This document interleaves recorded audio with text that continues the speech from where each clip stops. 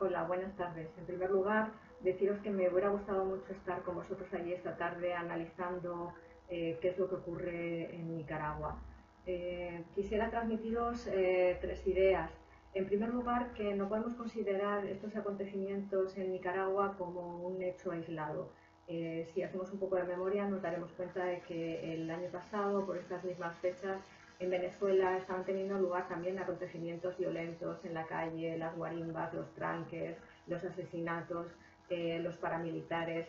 En ese momento mucha gente vio clarísimo que lo que se estaba produciendo en Venezuela era un intento de derrocar al gobierno bolivariano apoyándose en la oposición venezolana y que había injerencia de Estados Unidos y de los gobiernos europeos también indirectamente tratando de desestabilizar a un gobierno y de derrocarlo.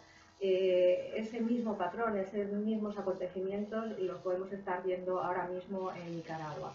El segundo elemento que es importante analizar es el papel de Estados Unidos a nivel global. Estados Unidos es una potencia hegemónica, ha liderado la expansión imperialista en los últimos años y ahora mismo es un imperio en decadencia económicamente porque es el país más endeudado del planeta, también políticamente porque ha perdido esa hegemonía a nivel internacional con la guerra en Siria, con el ascenso de otras potencias como en el caso de Rusia y también desde el punto de vista interno por esa crisis económica que no puede sostener más.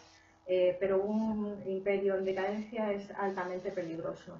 Y Estados Unidos, para seguir manteniéndose en esa hegemonía mundial, necesita recuperar el control y el dominio de América Latina en una supuesta conflagración a nivel internacional a gran escala, donde se tiene que enfrentar a potencias que tienen un poder muy similar al suyo, como es el caso de Rusia o incluso hipotéticamente en el caso de China, necesitaría disponer nuevamente de esos recursos, de esas materias primas latinoamericanas, de esas armas que tiene, de esas bases militares en América Latina. Es decir, necesita recuperar como área de influencia lo que siempre ha considerado su patio trasero.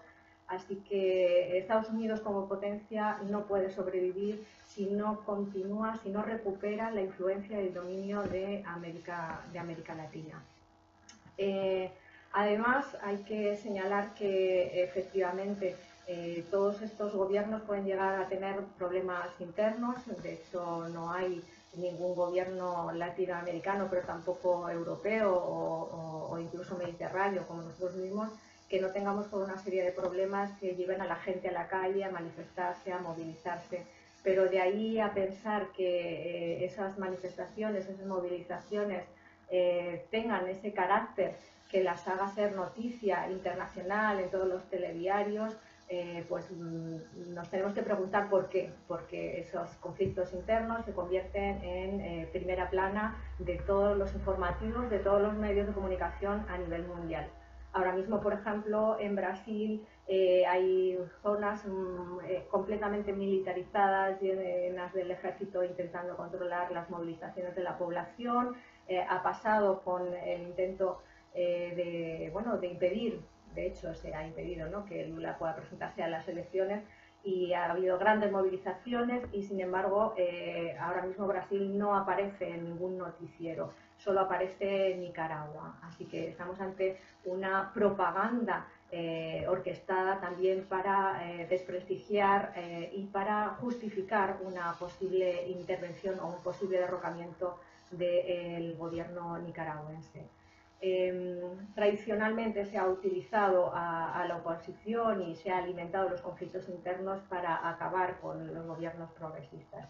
Hemos entrado en los últimos años en una ola en la que Estados Unidos, como potencia hegemónica, ha estado ocupada en otras áreas, en otras zonas, sobre todo en Oriente, y en estos momentos esa influencia que perdió con los gobiernos progresistas y revolucionarios en América Latina, el caso de Venezuela, el caso de Bolivia, esos gobiernos progresistas en Brasil o en Argentina, el caso de Nicaragua, por supuesto, ahora está en pleno intento de recuperar esa influencia.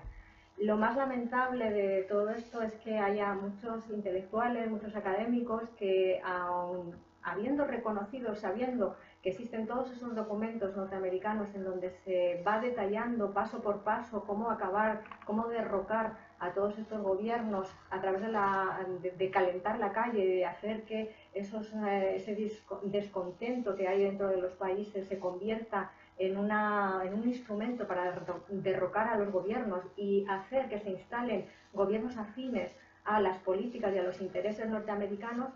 Muchos de estos intelectuales que han sabido ver, que han sacado a la luz esos documentos como el Freedom 2, por ejemplo, para el caso de Venezuela, en estos momentos no sepan ver qué es lo que realmente se está jugando en Nicaragua, qué es lo que estamos viendo en Nicaragua.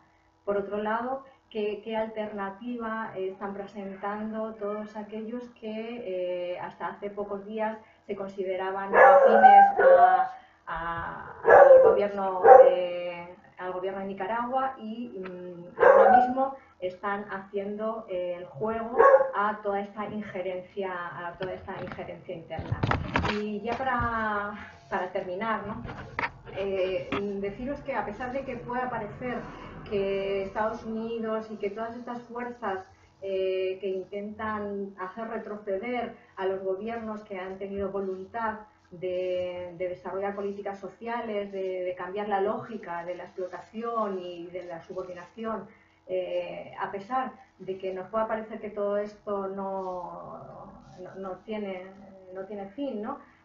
Tenemos que pensarlo en positivo, tenemos que pensar que no son omnipotentes, que llevan 19 años intentando derrocar a Venezuela, el gobierno bolivariano, y que no lo han conseguido.